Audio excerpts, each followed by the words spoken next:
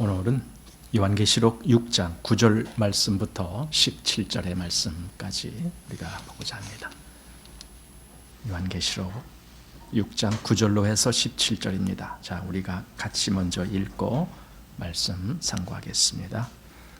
다섯째 인을 떼실 때에 내가 보니 하나님의 말씀과 저희의 가진 증거를 인하여 죽임을 당한 영혼들이 제단 아래 있어 큰 소리로 불러 가로되 거룩하고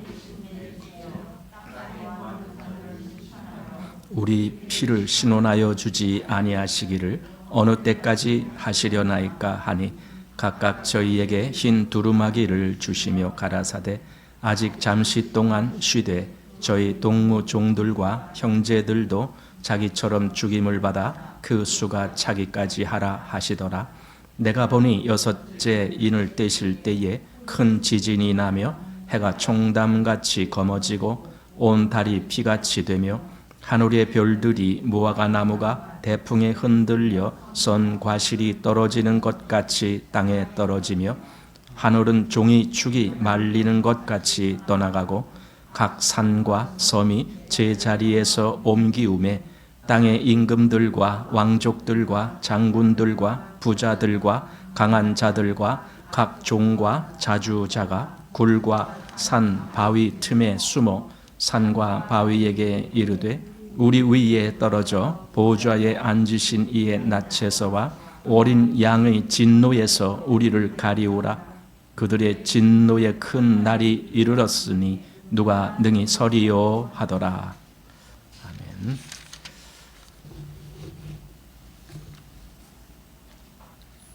이제 9절 말씀에 이제 다섯째 인이 나오고 12절 말씀에 여섯째 인 이렇게 일곱 인 중에 우리 지난번 네 번째 인까지 말씀을 보았고 이제 오늘 다섯째, 여섯째 인을 보게 되고 그 다음에 마지막 일곱 번째 인은 8장에 가서 나옵니다. 그 사이에 이제 7장이 있습니다. 그래서 7장이 과연 무슨 말씀이길래 이렇게 인이 첫 번째부터 쭉 있는데 여섯째까지 끝나고 일곱째 인 말하기 전에 그 사이에다가 왜 7장을 넣었을까? 이제 그건 이제 나중에 7장 볼 때에 우리가 그 생각을 하게 될 겁니다. 오늘은 그래서 이 다섯째 인, 여섯째 인 이렇게 이제 보는데 앞에 네 인과 다른 것이 있습니다. 그것은 네 인을 띌 때에는 말이 나오고 말탄자가 나왔습니다.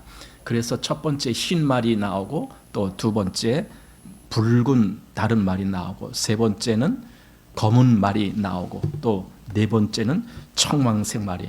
그러니까 첫 번째 흰 말을 탄 이가 이제 우리가 그리스도시라고 그렇게 보는 거예요. 그런데 다른 말들을 탄 자들은 그것은 이제 사단의 역사를 따라 나온 말이라고 우리가 보는 거예요.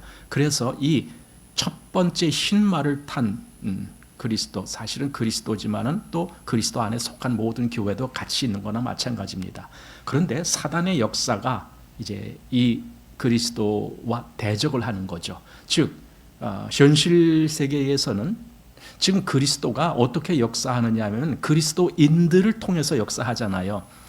사단도 자기가 부리는 그 사람들을 통해서 역사하거든요. 그러니까 지금은 교회와 그리고 교회를 대적하는 사단의 세력 이렇게 대적하는 그 입장이 된 거예요. 지금 현실에서는 이제 그런 모습들이 앞에서 우리가 넷째 인까지 떼는 그 모습 속에서 보았습니다.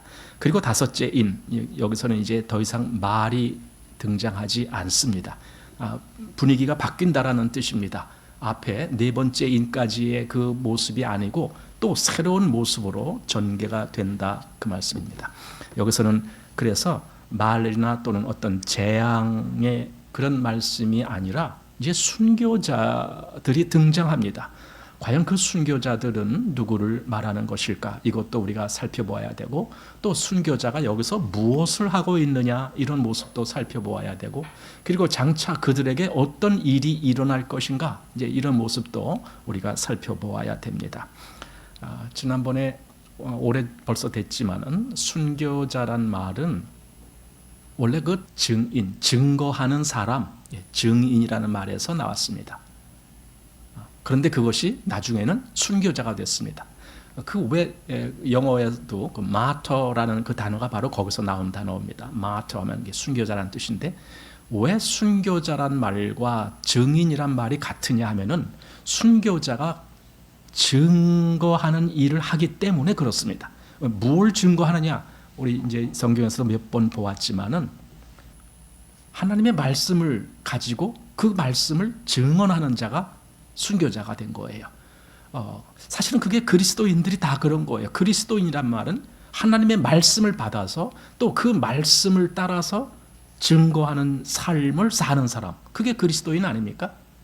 그리스도인의 삶에 뭐가 그리스도인들을 지배합니까? 하나님의 말씀이 지배하는 거예요. 그 말씀이 내 안에, 내 마음에 새겨졌기 때문에 나는 그 말씀을 따라서 살려고 애쓰게 됩니다. 근데 내가 애쓰는 그것으로 끝나는 것이 아니라 성령도 우리를 그렇게 도우시는 거예요. 우리 안에서 그 마음을 품게 하신 분이 성령님이시기 때문에 내가 말씀을 따라 살아야 되겠다, 이런 마음을 품을 때 사실은 성령님이 내 안에서 그걸 시작을 하시는 거죠. 그러니까 성령님이 당연히 우리를 도우시고, 그래서 보혜사란 말을 한 거예요. 예수님이 또 다른 보혜사가 너희에게 오실 것이다, 이렇게. 보혜사란 말은 옆에서 돕는 자다라는 뜻이잖아요. 그러니까 그분이 우리를 도우시는 거예요. 그렇게 살도록 우리를 이끄시는 겁니다. 말씀을 따라 살도록. 그러니까 결국은 그리스도인의 마음이 순교자의 마음이 되는 거예요. 왜냐하면 증인으로서의 삶을 살려고 하니까, 하나님의 말씀을 받아서 증인으로 사니까. 그러다가 정말 어떤 때는 목숨까지도 내놓는 때가 오는 거죠. 그게 순교자가 진짜 된 거고, 설령 그렇게까지 안 됐다 할지라도 삶을 주님을 위한 삶으로 사는 사람들은 다 순교자의 마음으로 사는 겁니다. 네, 여기 바로 그런 순교자가 나오기 때문에 제가 그 말씀을 같이 상고해 보는 겁니다. 여기 보십시오. 9절에 다섯째 인을 떼실 때에 내가 보니 하나님의 말씀과 저희에 가진 증거를 인하여 죽임을 당한 영혼들, 이게 바로 순교자란 뜻이고, 사실은 죽임을 당했다고 해서 꼭 어떤 그 육신적인 이 몸이 죽임을 당한 그런 것만을 상징하지 않는다는 거예요. 적어도 하나님의 말씀과 그 다음에 그 증거라는, 주님을 나타내고 복음을 드러내는 그 증인, 그 위치에 있는 사람들은 다 순교자의 마음을 가진 사람들이에요. 물론 엄밀히 말하면은 순교자가 된 건 아니지만, 그러나 사실은요, 진짜 그리스도인의 삶은요, 날마다 순교자의 삶이 되는 거예요. 그런 말 우리 잘 하잖아요. 사도 바울이 한 것처럼 나는 날마다 죽노라. 그건 뭐예요? 날마다 순교자다, 그 뜻이에요. 그러니까 마음만이라도 우리는 순교자의 마음을 갖고 사는 거예요. 그리스도인이 그거예요. 왜? 하나님의 말씀을 가지고 그 말씀을 증거하는 증인의 삶을 살려니까 순교자의 마음. 순교자의 마음이 없다면은요, 그리스도인으로서 살 수가 없어요. 그냥 세상과 적당히 야합하는 삶을 살 수밖에 없어요. 정말 순교자의 마음이 없다면은 나는 이 말씀을 가진 자요, 그리고 그 말씀을 증거하는 증인으로서의 삶을 살 수가 없어요. 그러면 순교자의 삶, 그 마음이 뭐겠습니까? 자기를 포기하는 거예요. 자기를 포기하는 거예요. 우리가 그 말 잘하잖아요. 나는 그리스도와 함께 십자가에 못 박혔습니다. 그건 명목적인 말의 정의입니다. 나는 그리스도와 함께 십자가에 못 박혔습니다. 그러나 실제적으로 내 삶에서는 그게 어떻게 적용되냐고요? 나를 포기하는 거지. 포기함이 없다라면은 내가 죽었다라는 말은 다 거짓말이죠. 그렇잖아요? 내가 포기되어지고 오직 그리스도가 역사되어지기를, 그걸 갈망합니다. 그리스도의 일이 이루어지길 갈망합니다. 여기서 이제 이 순교자들이 하는 기도 속에 그게 있는 거예요. 하나님의 나라가 완성되기를 원합니다. 그 역사가 다 진행되기를 원합니다. 하나님의 공의가 온 세상에 펼쳐지기를 원합니다. 그 기도를 하는 거거든요. 그러니까 자기들의 목적이 아니에요. 여기 뭐 신원해달라고 하는데 자기들이 억울하게 죽었으니까 그 원한을 갚아달라, 그런 뜻이 아닙니다. 개인의 원한이 아니에요. 예를 들어 우리 스데반 집사님이 순교하실 때 어떤 마음이 있는지 여러분 아시죠? 그가 어떤 마음이 있었어요? 저놈 못된 원수들 하나님이 저놈들 다 갚아주세요, 그랬나요? 아니죠. 하나님이여 저들을 사하여 주옵소서. 예수님이 기도한 것과 똑같은 기도를 했단 말이에요. 이게 진짜 순교자의 마음이에요. 그러니까 여기 뭐 언제까지 신원해 주지 아니하겠습니까? 이 말을 원수 갚아달라 이런 식으로 해석하면 안 돼요. 그건 순교자의 마음이 아니에요. 원수 갚는 것이 아니라 하나님의 공의가 실현될 날이 언제입니까? 그거예요. 왜냐하면 하나님의 공의가 실현돼야만이 하나님 나라가 완성돼 가는 거거든요. 그러니까 그걸 원하는 거지 자기 원한을 갚아달라 이 정도의 기도가 아니다라는 거예요. 그러니까 이게 순교자의 마음이에요. 다시 말해서 그리스도인들도 사실은 그 마음으로 이 땅에서 살아가는 거예요. 그래서 엄밀히 말하면 순교자가 아니더라도 마음에서나마 그리스도인들은 순교자의 마음을 가졌다 이렇게 보는 거예요. 그래서 여기 순교자의 그 위치가 나오거든요. 여기 하나님의 말씀과 저희의 가진 증거를 인하여 죽임을 당한 영혼들 이렇게 했을 때 여기에 사실은 올바른 모든 그리스도인들이 다 포함되는 거다 이렇게 볼 수도 있겠다라는 겁니다. 예수님이 마태복음 24장 9절 말씀에서 그 마지막 때에 대한 말씀을 하실 때 이런 말씀하셨어요. 그때의 사람들이 너희를 환난에 넘겨주겠으며 너희를 죽이리니 내 이름을 위하여 모든 민족에게 미움을 받으리라. 그러니까 죽임도 당하고 때로는 미움도 받고 이게 다 순교자의 마음이에요. 이게 그 위치에 있는 거예요. 그런데 그렇게 된다라고 말씀하신 거예요. 그때에 그 마지막 때가 되면은 그렇게 된다. 근데 사실은 그 마지막 때가 성경에서 말하는 그 마지막 때가 예수님의 초림부터 예수님의 재림까지가 다 마지막이에요. 이게 전에도 말씀드렸지만은 이 마지막에서도 더 끝으로 갈수록 이 증거들이 더 확연하게 드러나게 돼 있어요. 그렇지만은 이 전체 마지막 기간 전체에서 이러한 일들이 다 벌어지게 돼 있는 거예요. 이미 우리 이 과거 우리 이전의 교회들 속에서도 순교자가 얼마나 많이 나왔고 그들 속에 얼마나 많은 핍박이 나왔고 그렇습니까? 이미 다 그렇게 가는 거예요. 그러니까 여기서 마지막 때에 나타날 증상들이 이미 그렇게 진행되고 있는 거예요. 그리고 그 속에 우리가 있는 거예요. 그러니까 우리의 삶에서도 얼마든지 우리도 환난과 또는 순교를 당할 수 있는 위치에 있는 거예요. 이게 그리스도인의 위치예요. 여러분 그리스도인의 위치는요 아주 고상한 위치예요. 그저 세상에서 세상 사람들이 추구하는 어떻게 하면 내가 더 잘 살 수 있을까요? 어떻게 하면 더 편안하게 살 수 있을까요? 어떻게 하면 더 안 아프고 고생도 안 하고 이렇게 살 수 있을까요? 여러분 그거 추구하는 게 그리스도인이 아니에요. 그리스도인은 하나님의 일을 추구하는 거예요. 하나님의 나라의 완성을 추구하는 거예요. 그 영광을 추구하는 거예요. 이게 그리스도인이에요. 그러니까 이 세상에서도 세상 사람과 그리스도인의 그 마음의 생각 자체가 완전히 다른 거예요. 우리가 진짜 그리스도인으로서의 그 위치를 자꾸만 우리가 추구한다라면요, 우리의 삶은 세상 사람들과는 완전히 다른 삶이 될 수 있어요. 과연 우리가 그런 믿음으로 가고 있는가? 우리 주일날 2부에도 우리가 그런 책을 보는 거 있잖아요. 너희가 하나님 편이냐 또는 세상 편이냐. 그게 뭐예요? 그러니까 진짜 그리스도인답게 살아라 그 뜻 아닙니까? 그리스도인이면은 세상 편일 수가 없다. 하나님 편이어야지. 그게 진짜 그리스도인이다. 우리가 왜 그런데 그런 것에 대해서 그렇게 분명하게 힘을 드러내질 못하느냐? 이 세상에 가짜 그리스도인이 너무 많아요. 가짜 그리스도인이 너무 많은데 우리도 어느새 주변에 온통 그런 사람들이 천지이니까 은근히 그들에게 물들어가는 거예요. 여러분 그렇게 느껴지지 않습니까?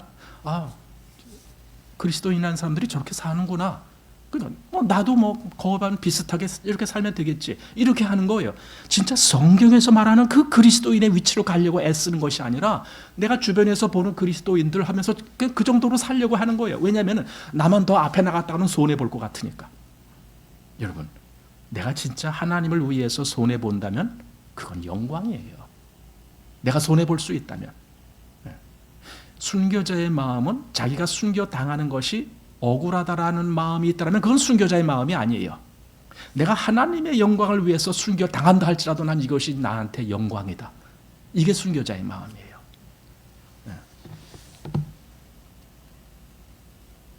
그래서 여기 지금 그 마지막 때, 즉 말세라는 것이 바로 예수님의 초림부터 재림까지의 이 모든 기간, 사실은 그 기간이 교회 기간이고 우리가 은혜의 시대라고 하는 그 기간이 다 그의 마지막 시대예요. 말세입니다. 그게. 그 기간 속에 이런 일들이 벌어지는 거예요. 순교의 일이. 그리스도인은 또 순교자의 마음으로 살아가는 겁니다. 그러니까 큰 의미에서 참된 그리스도인들은 다 순교자가 되는 거예요. 큰 의미에서. 우리 한번 디모데후서 3장 말씀에서 이 모습을 한번 보겠습니다. 자, 디모데후서 3장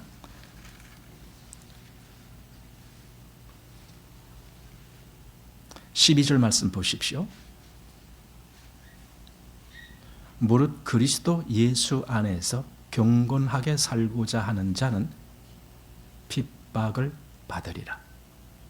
자, 그럼 이 말씀이 뭐예요? 이게 어떤 사람은 핍박 받을 수 있지만 어떤 사람은 핍박 안 받아. 그 얘기가 아니잖아요.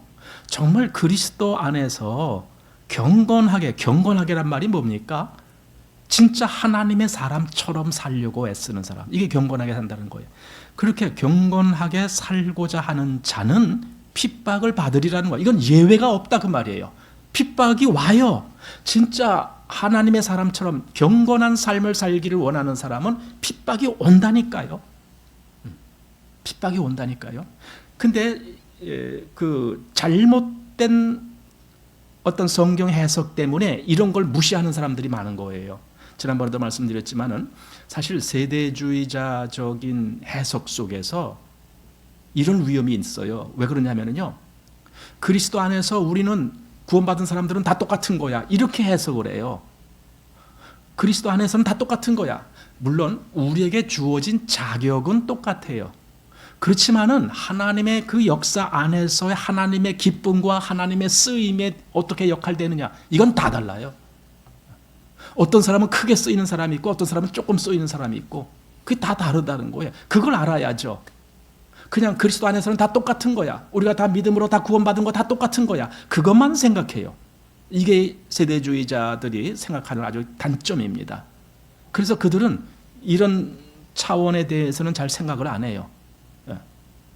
무릇 그리스도 예수 안에서 경건하게 살고자 하는 자는 핍박을 받으리라. 이런 일이 있다. 이런 일이 있다. 그러나 그들이 가르치는 것은 그게 아닌 거예요.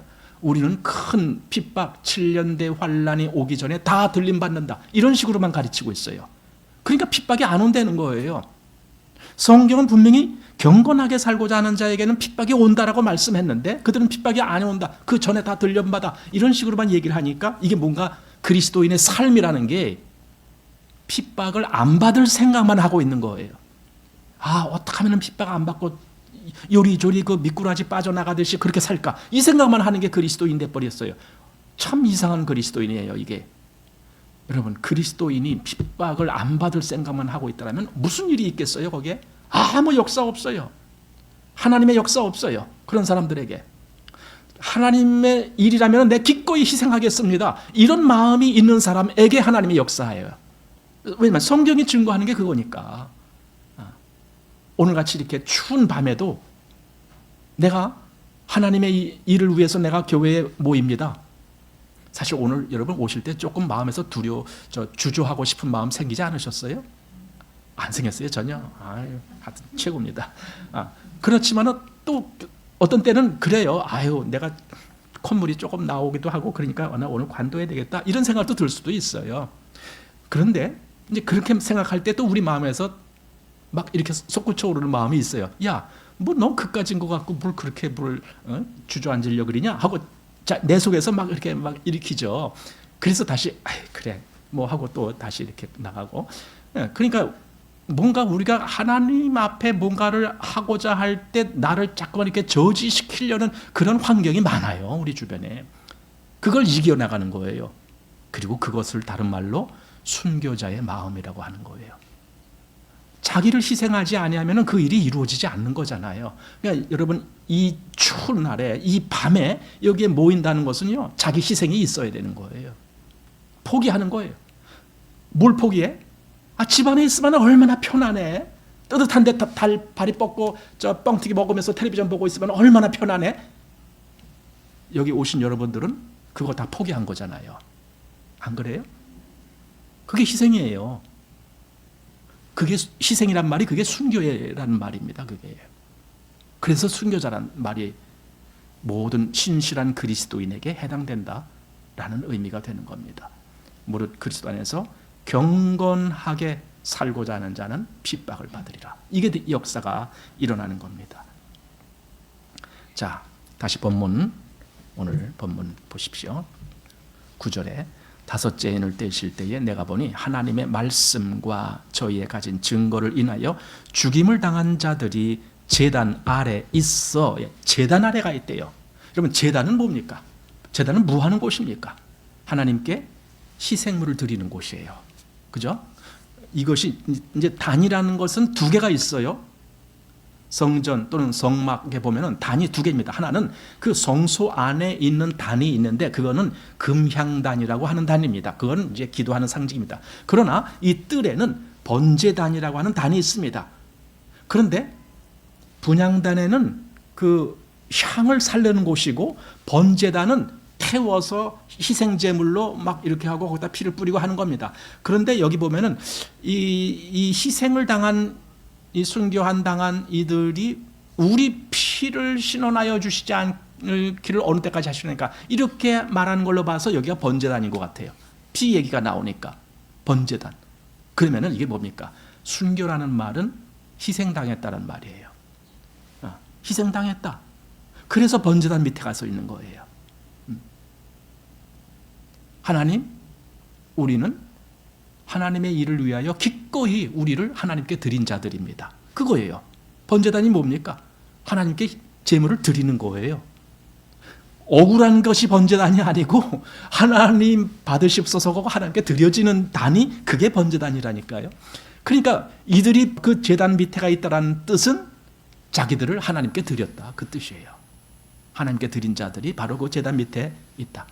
근데 그들이 10절에 큰 소리로 불러 가로되 거룩하고 참되신 대주제여 땅에 거하는 자들을 심판하여 우리 피를 신원하여 주지 아니하시기를 어느 때까지 하시려나이까. 예. 비로소 이제 그들이 뭔가 하나님께 말씀을 하는 거예요. 하나님께 호소하는 거예요. 큰 소리로, 그것도 큰 소리로. 왜냐하면은 빨리 이루어져야 할 텐데 아직 안 이루어졌습니다. 이제 그거거든요. 하나님, 그 일이 빨리 이루어져야 할 텐데 왜 아직 안 이루어졌을까요? 하나님 빨리 이루어지기를 원합니다. 이렇게 이제 그 마음에서 그거 있습니다. 하지만 하나님은 아니다. 좀 기다려라. 언제까지? 순교자의 그 수가 다 차기까지 기다려라. 이제 이거예요. 그러니까 이 모든 것은요, 하나님의 역사는요, 그 수가 채워지기까지 기다리는 거예요. 로마서에 보면은 이방인의 충만한 수가 차기까지 이스라엘의 더러는 완악하게 된 것이다. 이렇게 말씀했어요. 어떤 수가 하나님이 정하신 수가 있어요. 그러니까 보세요. 전체적으로 본다면은 참 그리스도인으로서 그 수가 있을 거예요. 하나님이 정하신 수가. 그게 채워질 때까지 기다리는 거예요. 기다리는 거예요. 그래서 하나님의 모든 역사는 한 사람도 낙오되지 아니하고 하나님이 책정한 모든 수가 다 채워지는 그날이 올 때까지 기다리라는 거예요. 여기 땅에 있는 자들이란 말은 세상에 속한 자들을 뜻하는 거예요. 이건 한마디로 그리스도인이 아닌 사람들, 그들을 대표하는 것이 땅에 있는 사람들이에요. 근데 그들에게 땅에 거하는 자들을 심판하여 우리 피를 신원하여 달라. 신원, 갚아달라 그겁니다. 갚아달라. 우리의 이것을 갚아달라 이렇게. 그런데 아까도 말씀드렸지만 이건 개인의 억울함 때문에 갚아달라가 아닙니다. 하나님의 공의 때문에 갚아달라는 겁니다. 왜냐하면 하나님은 뭔가 이렇게 잘못된 것에 대해서 하나님은 그냥 그걸 용인하실 수가 없어요. 여러분, 우리가 용서받은 게 왜 용서받았는 줄 아세요? 그리스도가 피를 흘리셨어요. 근데 그리스도가 누굽니까? 의인이시라고요. 저 의인이 피를 흘리셨는데 하나님은 그걸 그냥 볼 수가 없어요. 의인이 피를 흘리셨다면 반드시 그것에 대한 결과가 뭐냐 이거예요. 의인이 피를 흘렸으니 그러면은 죄인의 그 죄를 갚아주는 역할을 할 거다 이거예요. 하나님은 하나도 불공평하고 불공정하게 그렇게 역사한다면 그건 안 되는 거예요, 일이. 그러니까 모든 일을 공의롭게 하는 거예요. 그래서 그리스도의 그 보혈 때문에 우리가 죄사함을 입었다니까요. 이게 하나님의 공의예요. 그리고 억울하게 뭔가 당한 사람들에 대해서도 하나님은 반드시 그걸 갚아주신다고 말씀했어요. 데살로니가 후서 1장을 한번 보십시오.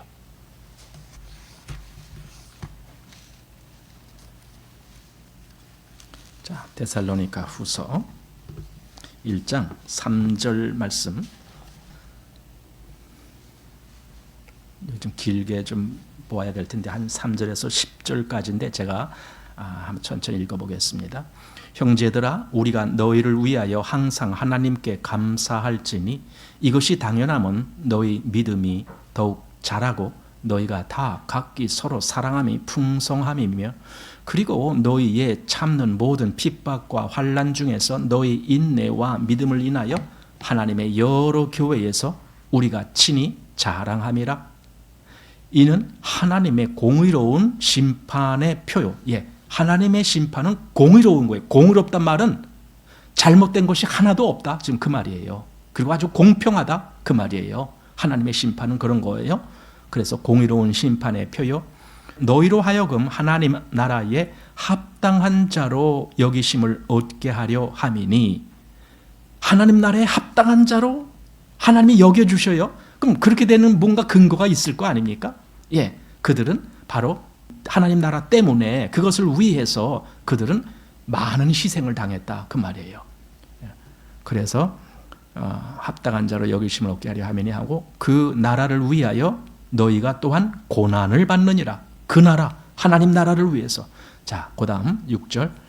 너희로 환난 받게 하는 자들에게는 환난으로 갚으시고 환난 받는 너희에게는 우리와 함께 안식으로 갚으시는 것이 하나님의 공의시니 주 예수께서 저희 능력의 천사들과 함께 하늘로부터 불꽃 중에 나타나실 때에 하나님을 모르는 자들과 우리 주 예수의 복음을 복종치 않는 자들에게 형벌을 주시리니 이런 자들이 주의 얼굴과 그의 힘의 영광을 떠나 영원한 멸망의 형벌을 받으리로다. 그날에 강림하사 그의 성도들에게서 영광을 얻으시고 모든 믿는 자에게서 기히 여김을 얻으시리라. 우리의 증거가 너희에게 믿어졌음이라. 이렇게 됐습니다. 그러니까 하나님은요, 그 일을 공의롭게 처리하셔야 돼요. 그래야 하나님의 일이 끝나는 거예요. 뭔가 이렇게 공의롭지 않게끔 마무리가 됐다라면 아직 일이 덜 끝난 거예요. 그러니까 이때 죽임을 당한 사람들이 하나님께 신원해달라고 말한 이유는 이 모든 일이 공의롭게 끝나도록 해 주십시오, 그 말이에요. 공의롭게. 그래야만이 모든 일이 끝나는 거니까. 그겁니다. 그저 억울함 갚아달라 그 차원이 아닙니다.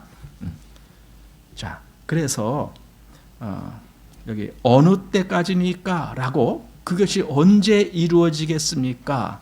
10절 마지막에 그랬습니다. 어느 때까지 하시려나이까? 이렇게 아니하시기를 어느 때까지 하시려나이까? 그런데 구약 성경에 보아도요, 이렇게 하나님께 그것을 이렇게 뭔가 이렇게 좀 궁금해하면서 질문하는, 어느 때까지입니까? 뭐 이렇게 안 하시기를 어느 때까지 하시렵니까? 이런 질문하는 이제 그런 예들이 여러 있거든요. 한번 여기 시편 94편을 보시기 바랍니다. 이렇게 구약에서 그런 때를 보는 것은요, 그 마음을 한번 우리가 살펴보면서 그게 어떤 마음일까, 이런 거죠. 자, 시편 94편 3절 말씀. 여호와여, 악인이 언제까지 개가를 부르리이까? 예, 이 뒤에 뭐 쭉 읽으면 더 좋겠지만 이게 무슨 말입니까? 악인이 아직도 악인에게 공의로운 심판이 가해지지 않고 있습니다. 하나님 그거예요. 이거 다시 말하면은 하나님의 공의의 심판이 속히 이루어지게 해 주십시오. 그 간청이거든요. 공의의 심판. 그래서 악인이 그냥 그대로 활개치는 그런 일이 하나님 앞에서 뭔가 정의로운 심판을 받도록 그렇게 해달라라는 뜻입니다. 74편도 한번 보십시오. 시편 74편. 74편 10절 말씀입니다. 하나님이여 대적이 언제까지 회방하겠으며 원수가 주의 이름을 영원히 능욕하리이까. 이것도 역시 대적 원수 이겁니다. 그들이 언제까지나 그렇게 소리치고 그렇게 난리치고 그렇게 대적하겠습니까? 하나님 그 상태를 그냥 내버려 두지 마십시오. 하나님의 공의가 저들을 공의롭게 심판할 수 있도록 그렇게 해 주십시오. 이제 이 간청이죠. 하나님의 공의를 요청하는 그런 간청입니다. 그런데 이제 마지막 때가 되면은 이제 그런 내용이 나옵니다. 자, 우리 요한계시록으로 이제 옵니다. 16장으로 가봅니다. 요한계시록 16장 7절 말씀. 또 내가 들으니 제단이 말하기를 그러하다 주 하나님 곧 전능하신 이시여 심판하시는 것이 참되시고 의로우시도다 하더라. 여기 제단이 말한다라는 말을 어떻게 생각합니까? 제단이 어떻게 말을 해? 그죠? 제단이 어떻게 말을 합니까? 제단을 그냥 의인화시켜서 그냥 한 건가? 그런데 아까 우리가 6장 말씀을 살펴보면 거기에 누가 있다고요? 하나님의 말씀과 그 증거로 인하여 목숨을 빼앗긴 이들이 거기서 호소하고 있는 거예요. 지금 그 얘기입니다. 그 앞에가 그 얘기가 나오죠. 6절 말씀에 저희가 성도들과 선지자들의 피를 흘렸으므로 저희로 피를 마시게 하신 것이 합당하니이다 하더라. 그러니까 하나님의 심판이 합당합니다. 지금 그거예요. 왜? 저들이 피를 흘리게 했지 않습니까? 그러니 자기들도 피를 흘리는 것이 합당합니다. 지금 그 얘기입니다. 그래서 7절에 제단이 말하기를 그러하다 주 하나님 곧 전능하신 이시여 심판하시는 것이 참되다. 참되고 의로우시다. 이 말이 무슨 말이냐면 그게 공의롭습니다. 그 말이에요. 하나님의 역사는 하나님의 심판은 공의롭습니다. 하나님의 심판은 참되고 의롭습니다. 이겁니다. 그래서 우리 피를 신원하여 주지 아니하시기를 어느 때까지 하시려나이까라고 말한 그 말의 정의가 바로 이겁니다. 하나님의 이 참되고 의로우신 심판이 속히 이루어지게 해 주십시오. 그 말은 하나님의 공의가 실현되게 해 주십시오. 그거예요. 왜? 그 모든 심판이 참되고 의로우니까. 참되고 의로우니까. 그러니까 결국 그 기도가 아까 말씀드린 대로 자기들의 원한을 갚아달라는 기도가 아니고 하나님의 역사가 완성되게 해달라 그 말입니다. 하나님의 공의가 실현되게 해달라 그 말입니다. 우리 19장으로도 한번 가보십시다. 요한계시록 19장 1절 말씀 보십시오. 이 일 후에 내가 들으니 하늘에 허다한 무리의 큰 음성 같은 것이 있어 가로되 할렐루야 구원과 영광과 능력이 우리 하나님께 있도다. 그리고 2절 그의 심판은 참되고 의로운지라 이거예요. 참되고 의로운 심판입니다. 하나님. 그러니 그 심판이 속히 있게 해 주십시오. 그 말입니다. 음행으로 땅을 더럽게 한 큰 음녀를 심판하사 자기 종들의 피를 그의 손에 갚으셨도다. 이게 실현해 주신다는 뜻이에요. 이게 실현해달라는 말은 갚아달라. 지금 그런 의미가 있는 말이거든요. 그런데 그 갚아달라는 말도 하나님의 심판이 의롭고 또 참되기 때문에 얼마든지 그렇게 해달라라고 간청을 하는 겁니다. 참되고 의로우시다. 그래서 공의입니다. 자, 다시 오늘 본문 10절 10절 말씀을 지금 우리가 그렇게 본 겁니다. 여기 큰 소리로 불러 가로되 거룩하고 참되신, 거룩하고 참되신, 그러니까 그분의 심판도 거룩하고 참된 심판이 오는 거예요. 그래서 참되고 의로운 심판, 그렇게 되는 겁니다. 참되신 대주제여 땅에 거하는 자들을 심판하여 우리 피를 신원하여 주지 아니하시기를 어느 때까지 하시려나이까 하니, 이제 11절에 그 응답이 이제 각각 저희에게 흰 두루마기를 주시며 가라사대 아직 잠시 동안 쉬되 저희 동무 종들과 형제들도 자기처럼 죽임을 받아 그 수가 차기까지 하라 하시더라. 그러니까 아직 때가 아니다, 지금 그 말입니다. 자, 그런데 거기에 이제 흰 두루마기를 그들에게 주셨다라는 겁니다. 한마디로 흰 옷입니다. 흰 옷. 그 흰 옷이 상징하는 것이 뭐겠습니까? 사실은 진짜 목숨을 잃고 순교한 자들에게만 흰 옷을 주신 것이 아닙니다. 신실한 모든 그리스도인들에게 흰 옷이 주어집니다. 그래서 제가 자꾸 말씀드리는 것이 그 순교자라는 개념 속에는 모든 신실한 그리스도인이 다 포함된다는 의미가 그래서 그런 겁니다. 자, 여기 그 다음 7장을 한번 미리 보겠습니다. 7장 13절. 여기 이제 흰옷 입은, 그게 이제 9절에 나와요. 9절부터 나오는데 9절 한번 보십시오. 이 일 후에 내가 보니 각 나라와 족속과 백성과 방언에서 아무라도 능히 셀 수 없는 큰 무리가 흰옷을 입고 손에 종려가지를 들고 보좌 앞과 어린 양 앞에 서서 큰 소리로 외쳐 가로되 하면서 찬송하는 소리가 나와요. 그런데 13절 보는 거예요. 장로 중 하나가 응답하여 내게 이르되 이 흰옷 입은 자들이 누구며 또 어디서 왔느뇨? 그러니까 내가, 즉 요한이 대답한 거예요. 내가 가로되 내 주여 당신이 알리이다 하니 그가 나더러 이르되 이는 큰 환난에서 나오는 자들인데, 이런 환난에서 나온다 그랬어요. 이것은 무슨 말이냐? 환난을 겪으면서 나온다, 그 뜻이에요. 환난에서 나온다는 말은 그 속에서 나온다, 그 뜻이에요. 그러니까 환난을 당하지 않고 들림받는다, 그건 거짓말이라는 뜻이에요. 그래서 진짜 그리스도인들이 환난을 겪어요. 그렇지만은 하나님이 얼마든지 그 환난 속에서도 당신의 백성을 얼마든지 나오게 하시는 거예요. 그래서 큰 환난에서 나오는 자들인데 어린 양의 피에 그 옷을 씻어 희게 하였느니라. 이게 흰 옷이에요. 아니, 그럼 어린 양의 피에 씻었다라는 말은 뭡니까? 이게 예수 그리스도로 말미암아 죄 사함을 입은 자들을 얘기하는 거예요. 그래서 흰 옷이 된 거예요.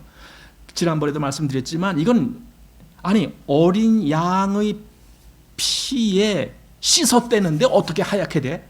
뭔가 이거 진짜 어떤 우리 감각적으로 느낀다라면 그 옷은 새빨개 해야 돼요. 피에 물들었으면 새빨개 해야지 어떻게 흰 옷이 되냐고요. 그러니까 이건 그렇게 어떤 그 물질적인 개념으로 해석하는 게 아니라 상징적인 의미로 해석을 해야 돼요. 깨끗하다는 개념입니다. 즉 죄가 깨끗하다는 개념입니다. 그래서 희다라는 거예요. 단지 색깔의 문제가 아닙니다. 죄가 깨끗이 씻김 받았다. 왜? 어린 양의 피가 얼마든지 그렇게 하니까. 그래서 그들이 흰옷을 입은 자가 되는 거예요. 그러니까 그게 아까 말한 순교자의 위치에 있는 자들이 되는 거예요. 똑같이 흰옷을 입으니까.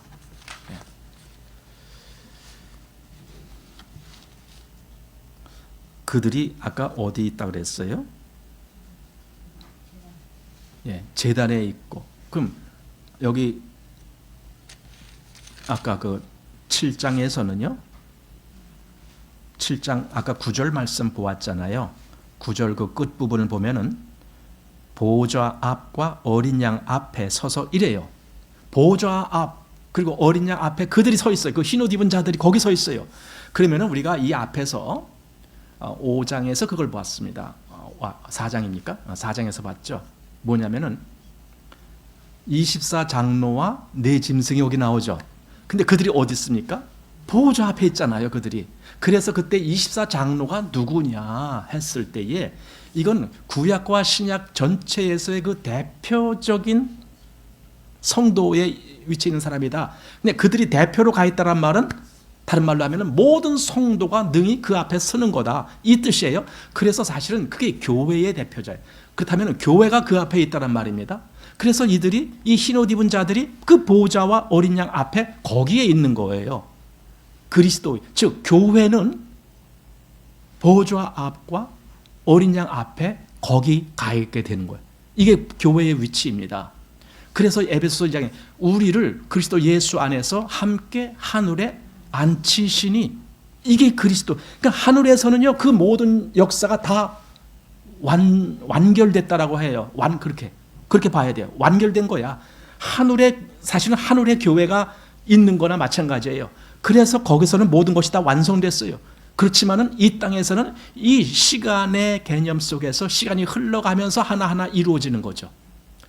하늘에서는 시간이 없어요. 알파와 오메가 되시는 하나님 안에서 모든 것은 다 이루어졌어요. 그러나 이 땅에서는 하나하나 그것이 시간이 지나게 따라서 이루어져야 돼요. 이게 다른 거예요. 그래서 우리가 하늘의 일을 다 납득하기는 참 힘들어요. 왜? 우리는 시간에 익숙했기 때문에 그래요. 이 시간을 초월한다는 것이 뭘까? 그걸 몰라요. 우리는 알 수가 없어요. 다만 이렇게 성경을 보면서 짐작을 하는 거죠. 아, 거기는 모든 것이 다 끝났구나, 완성됐구나, 이런 느낌을 받게 되는 거죠. 그러나 또 여기서는 또 이렇게 시간을 지나면서 이런 과정을 겪게 되는구나, 이렇게 됩니다.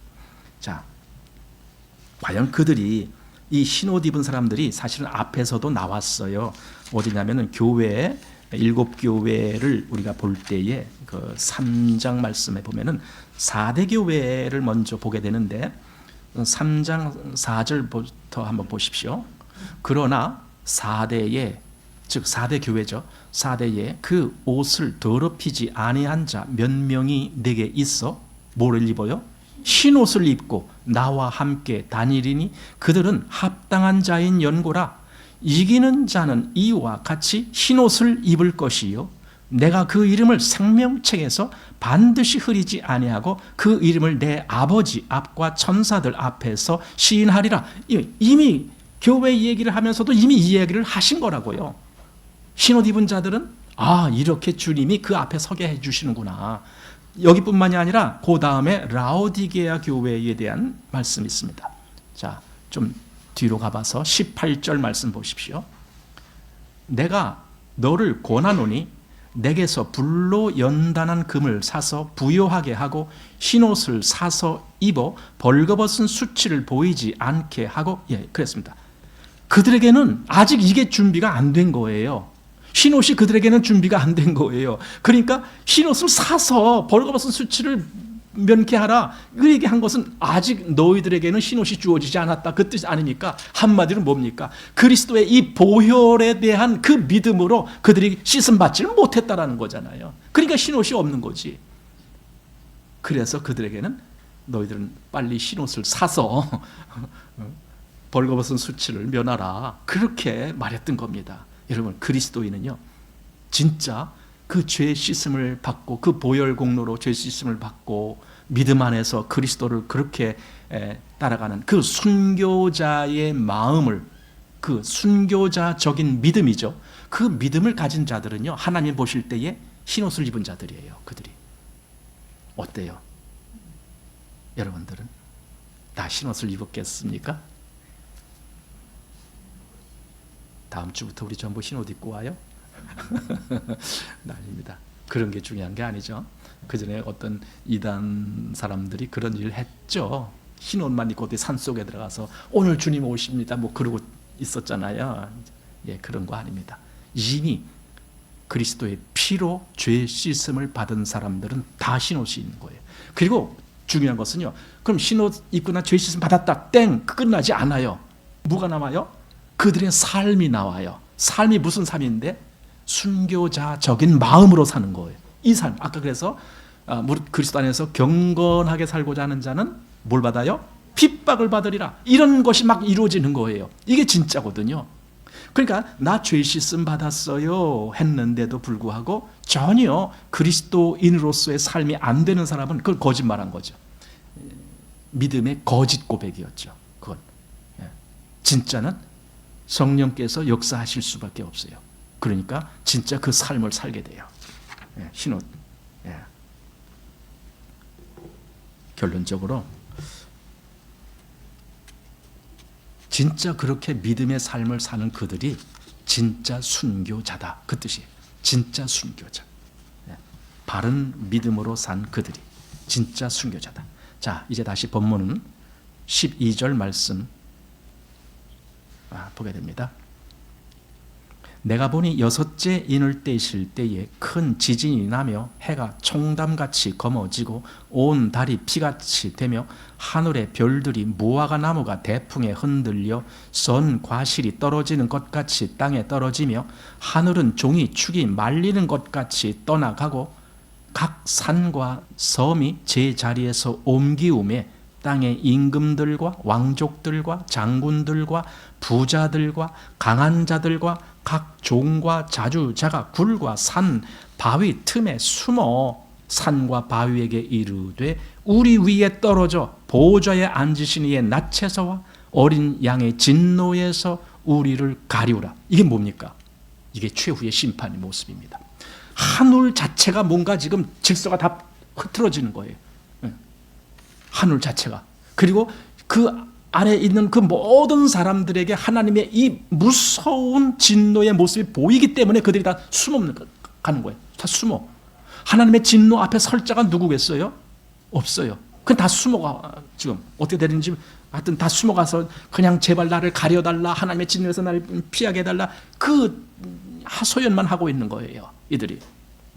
이게 마지막 때 되어질 모습입니다. 그게 여섯째 인의 모습입니다. 그렇다면은 그 여섯째 인, 그게 뭡니까? 그 앞에 다섯째 인이 떼어질 때에 무슨 일이 있었다고요? 순교자들의 탄원.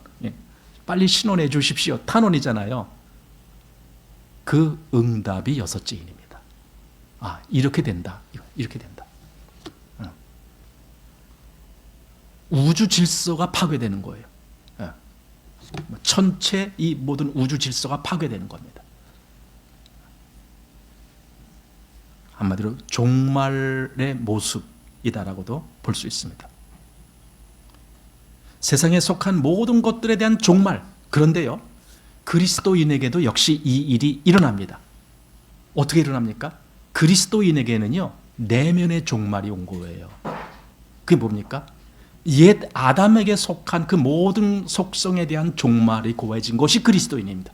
그러니까 내면에 이 종말이 온 사람은 마지막에 올 이 종말 때문에 망하지 않습니다. 그래서 우리가 미리 그리스도 안에서 구원을 받는 이유가 그거예요. 그래야만 된다, 이겁니다. 상징적인 의미에서 우리는 얼마든지 그리스도인의 그 내면의 종말을 말할 수가 있다. 에베소서 4장 22절에 그 구습을 쫓는 옛사람을 어떻게 하라고요? 벗어버려. 이게 그리스도인에게 되어진 역사입니다. 그 그리스도인은 내면에서 종말을 고한 사람입니다. 그래서 한마디로 말하면 난 죽었다, 그 뜻입니다. 그렇지만은 세상 사람들은 그런 일이 없잖아요. 그러니까 그들은 마지막 종말을 당할 수밖에 없는 겁니다. 자, 그럼 왜 그리스도인은 여기서 지금 이 여섯째 인이 떼어지는 모습을 보고 여기 사람들이 얼마나 두려워서 막 여기저기 숨어서 굴 속에 숨고 이렇게 했는데 그리스도인은 그러질 않아요. 그리스도인은 숨질 않아요. 그리스도인은 이걸 두려워하지도 않아요. 그런 마지막에 하나님의 심판이 온다 할지라도 오히려 그리스도인들은 오히려 더 하나님의 공의로운 심판이 있는 것이 타당합니다. 그것이 의롭고 선한 일입니다. 얼마든지 그렇게 말하면서 오히려 그걸 환영합니다. 왜 그런 줄 아세요? 사실 그리스도인이라고 원래는 우리가 이 일을 어떻게 감당할 수가 있습니까? 우리가 감당 못해요. 그런데 이 모든 우리가 감당 못할 그 역사를 다 짊어지고 감당하신 분이 있습니다. 그분이 바로 예수님이시죠. 그러니까 그분이 그 모든 감당할 때 사실은 그리스도의 그 십자가라는 사건은요, 그렇게 작은 일이 아니에요. 이 온 우주를 휘어잡은 일이에요. 그게 십자가가. 이 온 세상의 역사 속에서 가장 큰 역사가 그리스도의 십자가의 사건이에요. 거기에 우리 모든 그리스도인들의 그 모든 아담에게 속한 그 모든 것들을 거기다 같이 못 박게 한 그 역사가 거기서 일어난 거예요. 그렇기 때문에 그리스도의 십자가를 믿는 사람은 자기를 죽은 자로 여기게 되는 거예요. 이게 진짜 그리스도인이죠.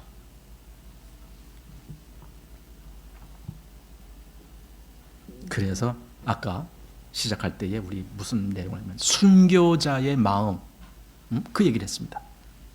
내가 정말 그리스도 안에서 죽었기 때문에, 나의 옛사람이 그리스도와 함께 장사됐기 때문에, 그래서 내가 이제 하나님 앞에서 흰옷을 입은 자로 그렇게 보이게 됐습니다 라는 이 고백과 이 믿음을 날마다 되새기면서 나가는 사람들이에요.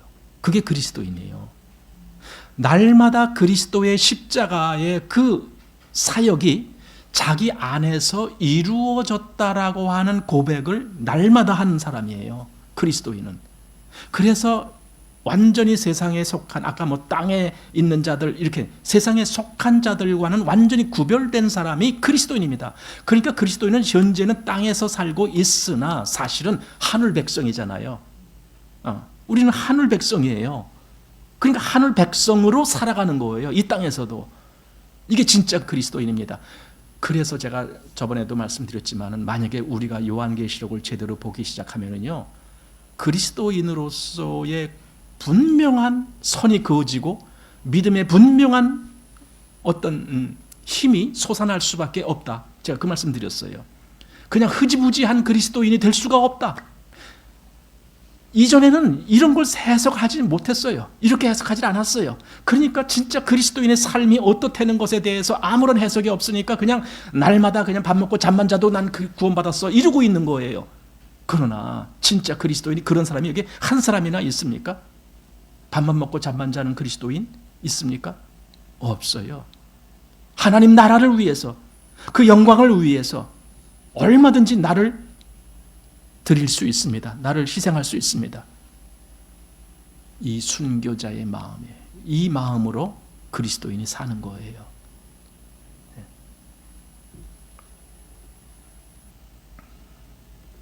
자, 여기 6장 12절 보니까 큰 지진이 나며 해가 총담같이 검어지고 온 달이 피같이 되며, 이걸 단순히 그냥 물질적인 해석으로 보지 마시라는 거예요. 제가 아까도 여러 가지 해석할 때에 이 요한계시록은 특별히 이게 그 뭡니까 그 의미적인 내용, 거기에 포함되어 있는 어떤 그 뭐라고 말을 해야 돼요? 그걸 단순하게 이게 물질적으로 해석하면은 이게 해석이 안 됩니다. 여기 해가 총담같이 검어지고, 언제 해 검어지나 그것만 기다리고 있어요. 그런 차원 아닙니다. 정말 우주 질서가 망가진다는 거예요. 파괴된다는 거예요. 그 달이 피같이 돼. 그러니까 저번에도 뭐 붉은 달이 떴습니다. 뭐 그거 유튜브에도 막 올리고 뭐 달이 색깔이 붉어. 미세먼지 때문에 붉어진 거예요. 달이 붉어. 그런 걸 가지고 이렇게 어떤 가시적이고 물질적인 그런 차원으로 해석을 하려고 그러면요, 이거 엉터리가 돼버려요. 지금 그런 차원으로 해석하면 안 됩니다.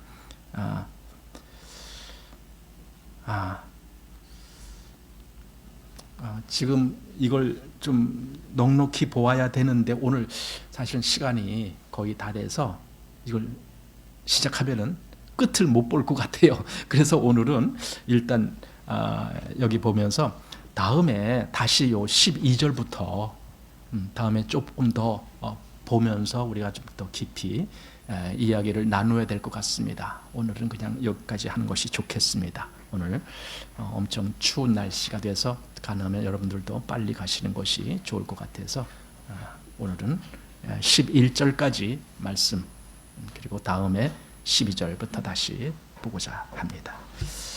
자, 기도하겠습니다.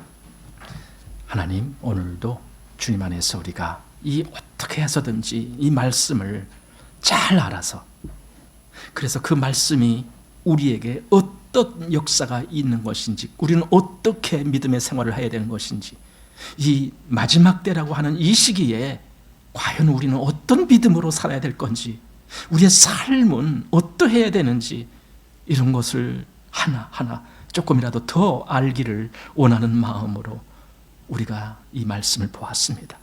하나님, 그러니 우리의 가려진 눈이 열려지게 하시고 귀가 열려지고 마음이 열려지면서 하나님의 말씀 깊은 곳으로 들어가게 하여 주옵소서. 그리고 더욱 믿음의 힘을 가지고 믿음의 사람, 하나님의 사람으로 이 땅에서 살아갈 수 있는 그런 역사가 우리의 삶 가운데 일어나게 하여 주옵소서. 매일매일의 삶 속에 순교자로의 그 마음을 가지고 우리가 믿음 안에서 그 삶을 이어갈 수 있게 하여 주옵소서. 예수님 이름으로 기도하옵나이다. 아멘.